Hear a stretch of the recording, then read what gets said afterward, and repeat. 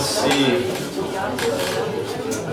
pour votre présence, votre participation, votre désir d'être ici. Si vous avez une Bible, vous pouvez ouvrir vos Bibles à Romains chapitre 1. Entre-temps, si je vous disais que j'ai un livre ancien dans cet emballage qui contient des secrets et des mystères sacrés et mystérieux. Mais en plus, ce livre contient des réponses incroyables et merveilleuses. Mais ce livre vous demandera un peu d'effort, des moments de réflexion. Ce n'est pas une blague, car ce livre, le livre que je porte dans ma main, est même illégal ou fortement restreint en plus que 50 pays dans le monde. Ce livre n'est pas magique, mais il est puissant. Si vous êtes prêts à en découvrir plus, ça sera un thème que l'on verra aujourd'hui. Qu'est-ce qu'on va faire avec ce livre? Oui, c'est la Bible, c'est la parole de Dieu. Amen. Pour notre année culturelle de 2025-2026, nous avons adopté comme thème l'importance du renouvellement de l'esprit. Ou, si vous voulez, le renouvellement de notre intelligence. Amen. On ne peut pas juste aller sans engager. On peut avancer sans engager le cerveau. Ce n'est pas une bonne idée, ce n'est pas vraiment idéal. Cette idée vient de Romains 12, 1 et 2, où le passage explique que notre identité, notre allégeance et notre croissance doivent appuyer sur Dieu. De renouveler l'intelligence. Est-ce que c'est si important que ça? Déjà, le cerveau est un muscle énorme, vital et très important pour le développement de soi, que vous soyez enfant ou adulte. Souvent, on parle du développement du cerveau des enfants, mais pour l'adulte, c'est pareil. On doit engager, utiliser ce muscle. Le cerveau est comme n'importe quel muscle. Si vous ne l'engagez pas, si on ne le fait pas travailler, il risque de devenir paresseux et de perdre un peu de puissance. Puis l'autre problème, ou même danger, c'est que si on n'est pas vigilant, nos cerveaux peuvent facilement se remplir et être formatés par d'autres choses, d'autres canaux, et souvent c'est le monde qui va influencer, former notre esprit. Si vous étiez là pour notre culte de la rentrée, on a vu ceci pendant le message en Romains 12, 1 et 2. Si vous voulez que votre vie compte pour quelque chose dans ce monde, alors j'espère que c'est le cas, j'espère que vous voulez que votre vie compte pour quelque chose. Tout à l'heure, on est en train de parler de combien les gens vivent et est-ce qu'on comprenne, est-ce qu'on comprend, est-ce que les gens comprennent l'importance de la vie. Combien elle est courte, parfois longue, mais qu'est-ce qu'on fait avec nos vies? Si vous voulez que votre vie compte pour quelque chose dans ce monde, il faut décider ce qui va la façonner. On a le choix, il faut décider. Et donc on a vu ceci pendant ce message il y a quelques mois. Ne vous conformez pas au monde actuel, mais soyez transformés par le renouvellement de l'intelligence afin de discerner. Donc encore, on voit la cervelle engagée afin de discerner quelle est la volonté de Dieu, ce qui est bon, agréable et parfait. Donc on a plusieurs choses en mention là. On ne va pas en revenir. Mais on a vu l'importance de la transformation par le renouvellement de l'intelligence. C'est un choix. Et si vous ne faites pas le choix, le monde le fera pour vous. Amen. C'est automatique si on ne choisit pas de grandir selon la volonté, la parole de Dieu. Le monde ou le Dieu de ce monde va dire, ok, je prendrai votre cerveau, votre esprit, et je vais façonner, je vais former, je vais vous manipuler comme je veux. Ça me fait penser à une citation, une phrase très applicable pour ce que nous sommes en train de voir. Si ce que nous pensons ne reflète pas la vérité, ce que nous ressentons ne reflètera pas la réalité. Voilà, il est là. Si ce que nous pensons ne reflète pas la vérité, ce que nous ressentons ne reflètera pas la réalité. Et souvent, on commence ici. Mes émotions me disent ceci, et donc ça va me conduire selon le chemin devant moi. Ça devrait être l'envers. Si mes pensées, mon cerveau, mon cœur est vraiment ciblé sur la vérité, surtout de Dieu, ça va toucher et influencer mes émotions. Alors il faut que nous vivions avec un renouvellement constant de la vérité de la parole de Dieu. Il n'y a pas un autre standard qui mérite autant de notre dévotion et de notre attention. Aujourd'hui, nous allons commencer de voir certaines vérités liées au sujet qui se trouvent dans le premier chapitre de Romains. Donc, si vous voulez, pendant les semaines à venir, on va voir certains sujets qui, en principe, vont vous aider à renouveler votre esprit, d'être engagé avec vos cerveaux, vos décisions sur la bonne voie de Dieu. Aujourd'hui, nous allons commencer de voir certaines vérités liées à ce sujet, ces choses qui se trouvent dans le premier chapitre de Romains. Sous la rubrique de l'importance de renouveler notre intelligence, on aura comme thème la notion suivante. Dieu est là, il n'est pas silencieux. Dieu est là, il existe, il est présent, et il n'est pas muet. On peut le trouver, on peut l'entendre. Alors dans l'Occident, je comprends, c'est une phrase osée. De dire Dieu est là, et il n'est pas silencieux. Surtout dans cette culture remplie d'athées, qui diront bien trop facilement, je ne vois pas Dieu, donc il n'existe pas. Je comprends. Dans ce monde moderne, géré par la science et l'argent, ceci est une vérité importante à pouvoir comprendre et communiquer aux autres. Que oui, Dieu existe. C'est-à-dire que Dieu est là, il n'est pas silencieux. Alors soyons honnêtes, on vit dans un monde qui a du mal avec cette notion car on ne voit pas Dieu. On veut pouvoir quantifier ce qu'on peut expérimenter. Est-ce que je peux le toucher? Est-ce que je peux le voir? Est-ce que je peux entendre? Est-ce que je peux goûter? Sinon, ça n'existe pas. Oui, mais avant l'invention du microscope, ça fonctionnait mieux. Maintenant, on sait bien qu'il y a certaines choses bien évidentes et là, mais peut-être pas avec ses sens d'odorat et de goût. Est-ce que je peux voir Dieu? Alors, soyons clairs. Lorsque je regarde par la fenêtre, il est vrai que je ne vois pas Dieu. Amen. Quand même, je vois quelques traces, quelques évidences belles d'un créateur. Mais c'est vrai que je ne vois pas Dieu dans l'enceinte de la mairie. À voir. Quoi d'autre? Il est vrai, quand je me réveille chaque matin, fatigué, un peu soucieux de tout ce que je dois accomplir, je ne vois pas Dieu. Peut-être à ce moment-là, je devrais être plus à l'écoute de Dieu. Quand je conduis dans les rues du 77, soyons clairs, je ne vois pas Dieu. Par contre, je vois le diable quand je conduis dans les rues du 77. Mais ça, c'est une autre histoire. Amen. Ce monde est Dieu. Ce monde est obscur, froid et souvent effrayant. Où est Dieu dans la misère et l'obscurité? Je vous suggère, je vous annonce, ce n'est pas difficile de trouver ce Dieu qui appelle des gens pour avancer l'évangile.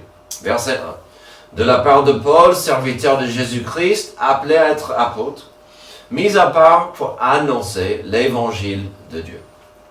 Alors, dans notre passage du jour, dans les versets 1 à 7, il y aura un thème dominant, une chose primordiale. Il y aura un sujet qui exige notre attention. ça sera l'évangile. Il va parler avant tout de l'évangile. Le mot évangile signifie littéralement bonne nouvelle. C'est la bonne nouvelle. Alors, il y a pas mal de bonnes nouvelles dans le monde, mais ça, c'est la bonne nouvelle de Dieu. C'est-à-dire, l'homme, par sa nature, est pécheur. Il est séparé de Dieu, sans espoir de remède à sa situation. La bonne nouvelle, c'est que Dieu a pourvu un moyen de sa rédemption par la mort et la résurrection de Jésus-Christ comme notre sauveur. Donc ça, c'est la bonne nouvelle pour nous. Dans ce monde obscur, dur, froid et parfois effrayant. L'évangile. C'est l'évangile avant tout. C'est l'évangile, le plan de Dieu pour racheter ce monde dur, obscur, froid et effrayant. Pour y arriver, Dieu, dans sa sagesse, n'utilise pas des anges. Parfois, je me demande pourquoi Dieu n'envoie pas son armée céleste pour évangéliser. Mais Dieu, normalement, n'utilise pas des anges pour l'évangélisation. Il n'utilise pas des pancartes volantes, électriques, pour dire Jésus, c'est le chemin, la vérité et la vie. Et on voit dans les cieux que, voilà. Non, Dieu n'utilise pas des anges ni des pancartes volantes. Dieu n'utilise pas de telles choses. Il n'utilise pas des visions. J'ai mis une petite astérix pour dire que parfois Dieu utilise des visions pour annoncer l'évangile dans les endroits souvent où l'évangile est illégal. Mais normalement, Dieu n'envoie pas des visions partout dans le monde. Ça peut arriver, c'est un miracle merveilleux. Dieu n'utilise pas, il n'envoie pas des robots. Alors, on entre dans cette période de l'IA, des robots, il n'utilise pas ça. Il nous utilise avec nos capacités et nos dons. Et j'ajouterai ici mon avis. Dieu aimerait voir ça au sein de l'Église. Dieu peut utiliser n'importe quel enfant adoptif de Dieu, mais sa préférence, si je peux oser, c'est qu'on le fait à travers l'Église. De témoigner, de dire aux gens, de partager l'Évangile. Dans cette petite introduction de sa lettre à l'Église à Rome, Paul ne voulait pas juste s'introduire aux frères et aux sœurs inconnus avec ses qualifications. Il voulait aussi expliquer le pourquoi, la raison de son existence. Donc commençons avec la première chose sur sa liste. Il a dit « serviteur de Jésus-Christ ». Il va parler énormément de l'Évangile, certes. Mais avant cela, il doit proclamer à tous qu'il est un serviteur de Jésus-Christ. Ce mot est parfois traduit « esclave ». Et d'ailleurs, correctement traduit « esclave ». C'est ce que le mot veut dire. À l'époque, il y avait deux sens pour ce mot. Et la direction que Paul a prise est puissante, profonde et franchement belle. Le mot était utilisé soit pour un esclave qui était un objet, il appartenait vraiment à quelqu'un, il n'avait pas sa liberté, et donc il devait faire ce que son maître lui disait. C'était une obligation à vie. Un esclave. Aussi, à cette époque, le mot était utilisé pour quelqu'un qui était un serviteur, mais il avait sa liberté. Mais il travaillait, il vivait sa vie pour plaire et pour servir son maître. Mais c'était le même mot à la base. Et donc Paul a utilisé ce mot, il a dit, si vous voulez, j'ai choisi d'être un esclave pour Jésus-Christ. J'ai choisi de consacrer ma vie à mon maître. C'est lui qui avait toute une vie ancienne de rêve et de luxe et merveilleuse. Lui, il a dit, j'ai choisi d'être un esclave, de servir. Le service au carré résonne partout dans les actions de Paul, dans ses paroles, dans ses mots. Paul voulait servir Dieu, il voulait servir son prochain. Pour lui, c'était si important qu'il se disait esclave de Jésus-Christ. Ensuite, on voit qu'il était apôtre. Le mot veut dire envoyer. Alors dans le sens global, le mot veut dire messager, ambassadeur, envoyer quelqu'un, un ambassadeur de Jésus-Christ. Soyons clairs, à cette époque, des gens qui appartenaient à Jésus-Christ comprenaient la signification d'être un apôtre. Il y avait des apôtres, il n'y avait que 12 ou 13 apôtres. Il n'y avait pas ce débat infantile, ignorant et souvent arrogant que nous voyons aujourd'hui sur le sens de ce qui est un apôtre. C'était compris que c'était quelqu'un à l'époque qui aurait vu le Christ ressuscité, Amen. appelé par le Saint-Esprit et doté par lui avec la capacité de faire des miracles Amen. pour avancer cet évangile. Et dans ce cas, il n'y avait qu'une poignée d'apôtres et leur autorité venait directement de Jésus-Christ afin d'avancer l'évangile au cœur des années formatrices de l'Église primitive. Et donc quand il dit, et j'aime bien, il commence avec serviteur. Aujourd'hui, il y a des gens qui commenceraient, je suis apôtre et je sers Jésus. Paul dit, non, je suis serviteur, je suis esclave et aussi apôtre. Mais les deux vont ensemble. Ensuite, qu'est-ce qu'il dit? Il est mis à part pour annoncer l'évangile. Peut-être certains diraient que cette phrase-là est censée aller avec apôtre. Vous pouvez faire cette définition, vous pouvez faire ce débat. C'est une continuation de cette qualification, peut-être. Mais il est mon avis qu'à ce stade de l'histoire de l'Église primitive et de l'Évangile et des apôtres et de Paul, il y a tout de même une différence ici. La plupart des apôtres n'avaient pas encore commencé à voyager et se déplacer. Ici, Paul voulait que ces gens comprennent, lui, l'esclave, appartenait à Jésus. Paul a aussi, ayant vu Jésus le ressusciter, il appartenait à un petit groupe d'hommes spéciaux, les apôtres, mais aussi, ensuite, il était appelé, mis à part, consacré pour un simple but. Annoncer, avancer, partager l'évangile. Paul aurait pu faire n'importe quoi avec sa vie. Il a écouté cet appel d'aller annoncer. Il était mis à part. Oui, dans cette liste, Paul était en train de s'introduire aux gens. Oui, il donnait aussi ses qualifications et même un aperçu à son CV. Mais aussi, il nous donne, nous, quelques idées à quoi devrait ressembler la vie chrétienne.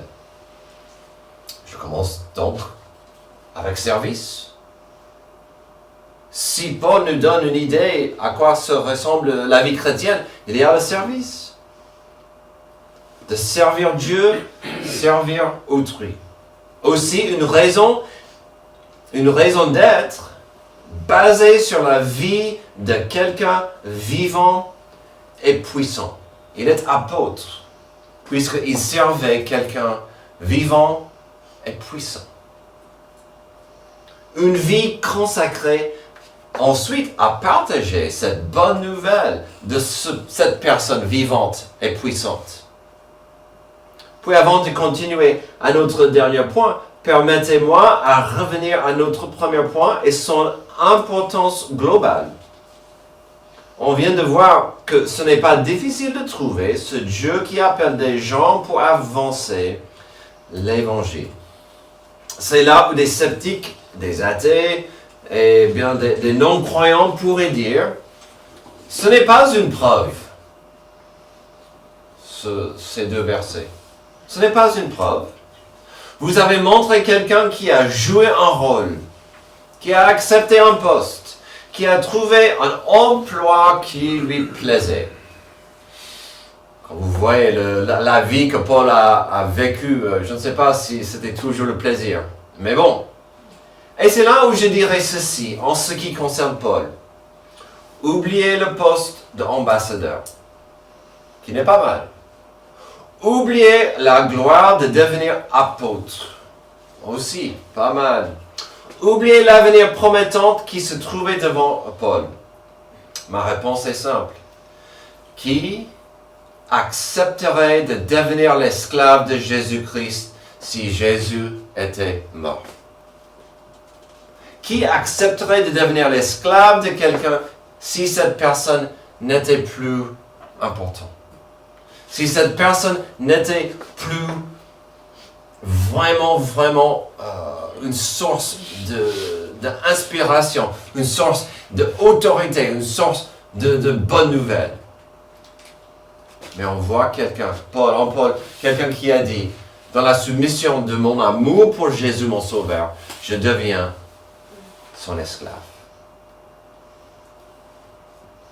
Si Jésus n'était pas le Sauveur, le Seigneur, le Dieu suprême, on ne verrait pas Paul en train de dire « Je suis un serviteur ». Finalement, entre tous les termes que Paul utilisait, esclave ou serviteur, était le plus profond, car cela nous montre qu'il a donné sa vie pour Dieu. Mais quand je dis donner, comprenons qu'il vivait sa vie pour Dieu.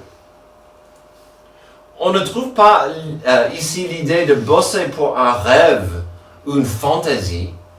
Paul vivait pour le Dieu vivant. Et ce Dieu l'a appelé à partager cette bonne nouvelle. Il y a des gens qui vivent leur vie pour les idées. Les écolos, pour sauver la planète. Il y a des gens qui vivent leur vie pour des idées. Choisissez ce que vous voulez. Pour aider les pauvres. Paul a dit, je veux vivre ma vie parce que mon Sauveur m'a appelé de partager cette bonne nouvelle et je ne peux pas me taire. Je ne peux pas garder ça pour moi. Je dois aller où il m'a envoyé. La vérité est simple, la vérité est belle et la vérité reste pareille pour nous.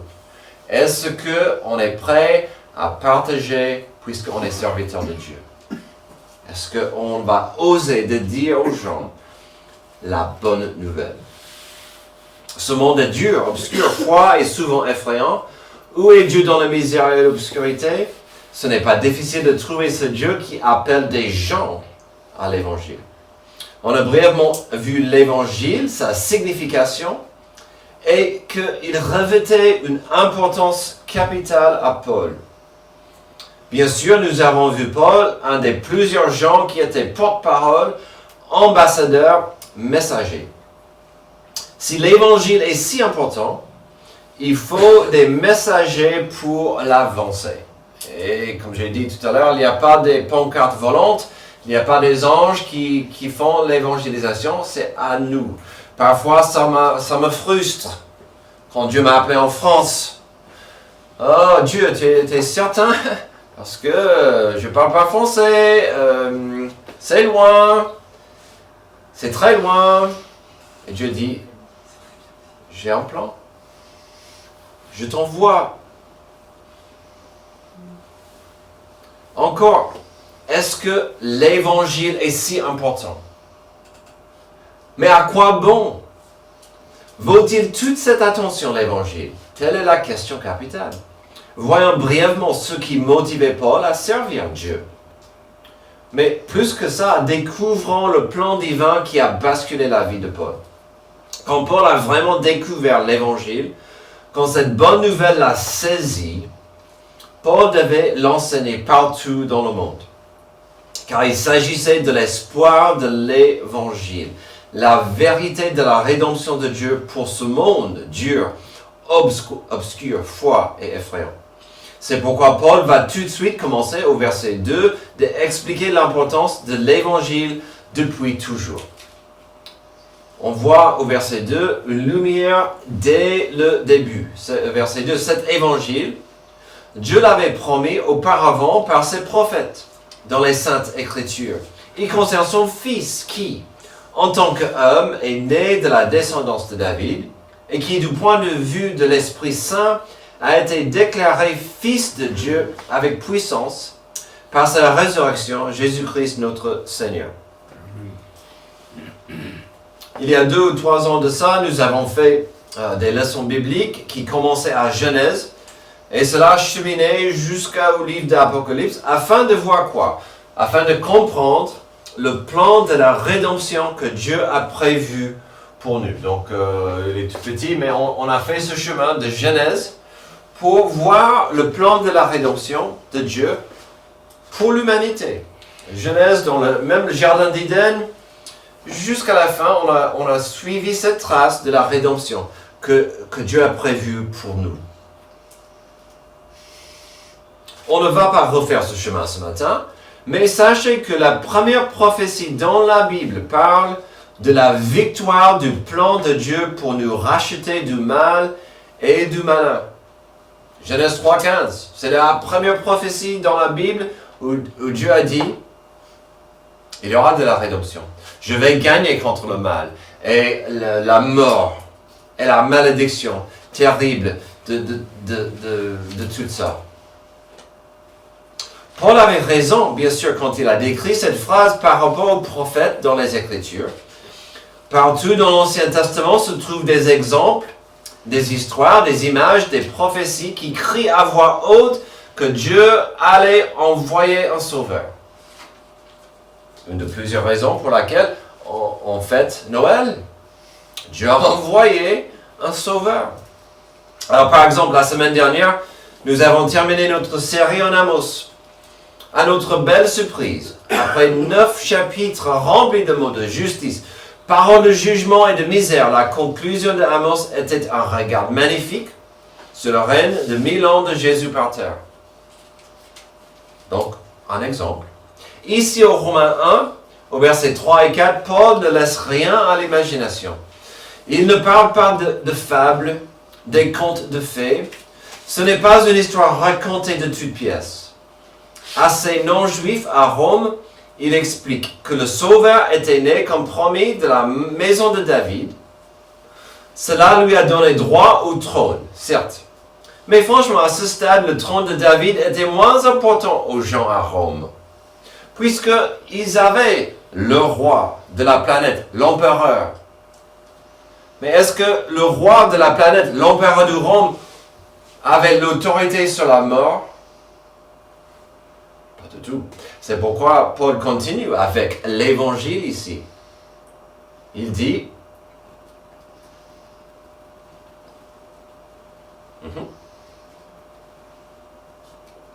oui, Paul, ce qu'il a dit ensuite, par contre, que ce Jésus-Christ, le Messie des Juifs, était aussi le Fils de Dieu. Pas parce qu'il pouvait faire des beaux discours ou quelques tours de prestidigitation. Non. Magie.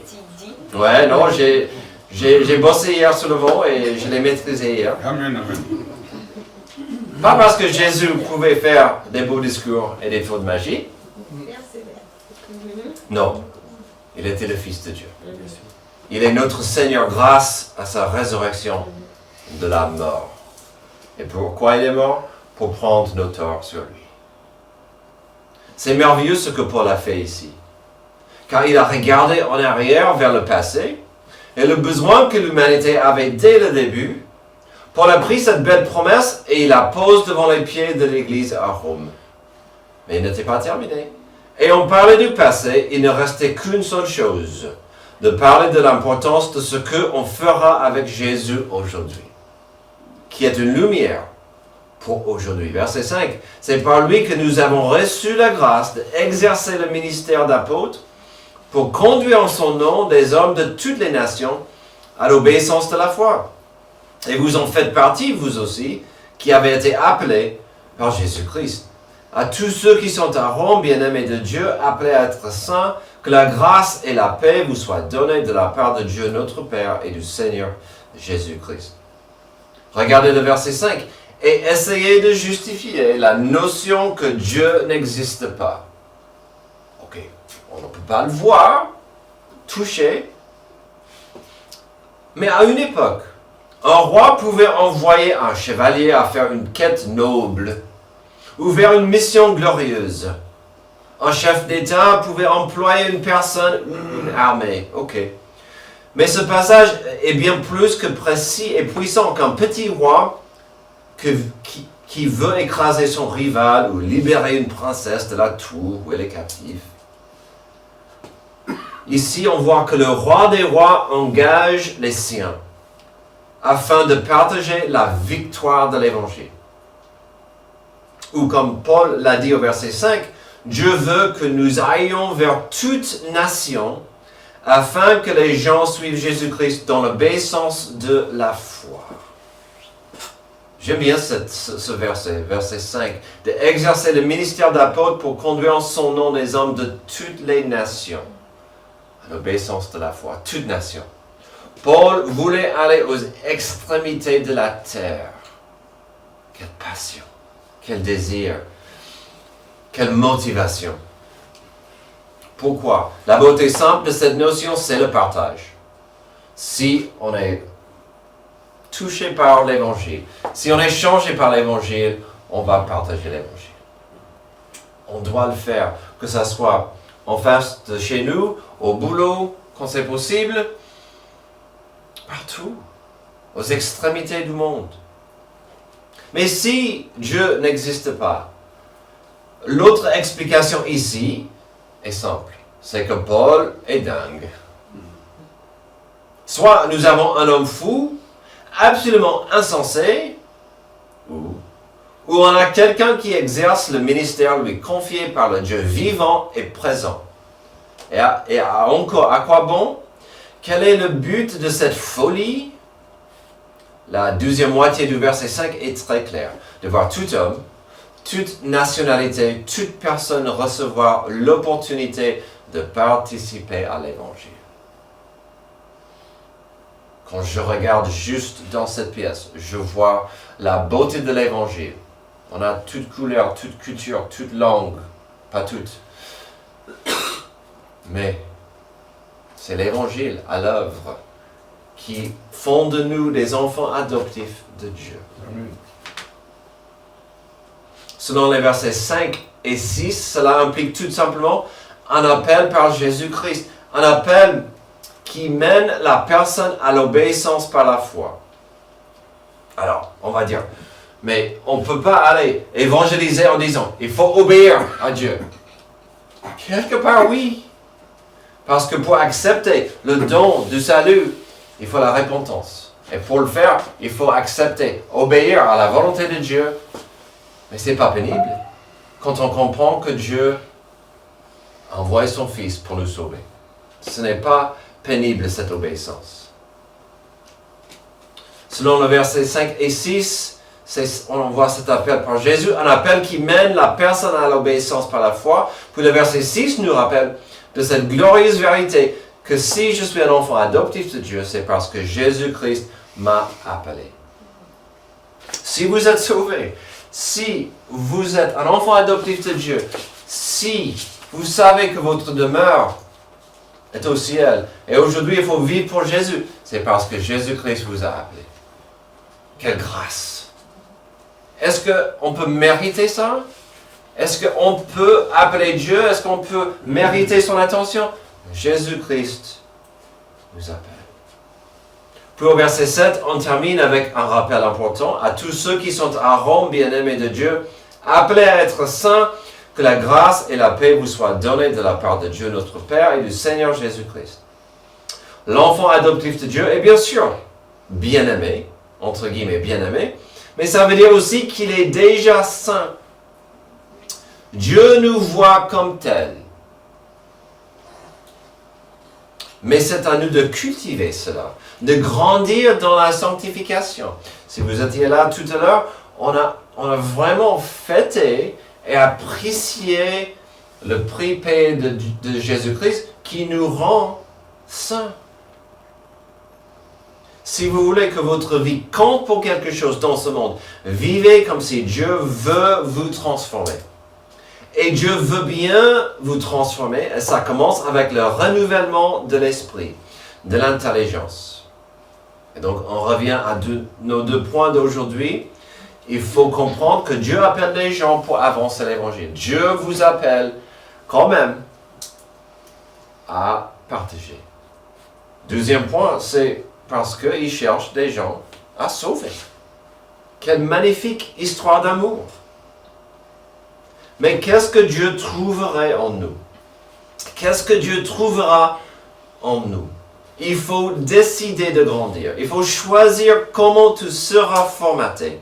Sinon le monde et le diable le Dieu de ce monde, seront ravis de te former.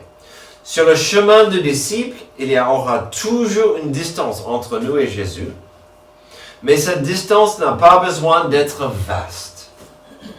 Malheureusement, beaucoup de gens pensent que la croissance spirituelle peut venir avec une dose ou par osmose. Ah, si je vais à l'église 2-3 fois par semaine, j'aurai ma dose. C'est bon. Et c'est suffisant pour la semaine. Mon comprimé de quelques chants, une prière, une prédication. Osmose. Pasteur, est-ce que tu sais combien de Bibles j'ai à la maison? J'aurais pas mal. Je suis entouré par la Bible. Mais est-ce qu'elle est ouverte? Amen. Est-ce qu'elle est pratiquée? Est-ce qu'elle est appliquée? Amen. Est-ce qu'elle est connue? L'osmose.